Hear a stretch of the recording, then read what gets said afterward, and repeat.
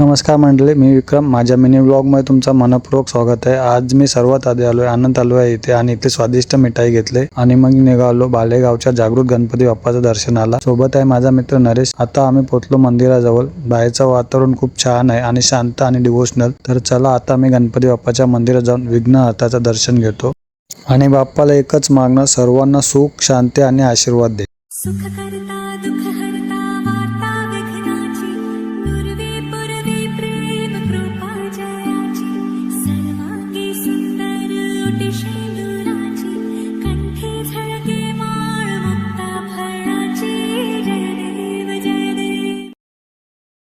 माझं दर्शन झाल्यावर नरेशने सुद्धा सुंदर दर्शन घेतलं.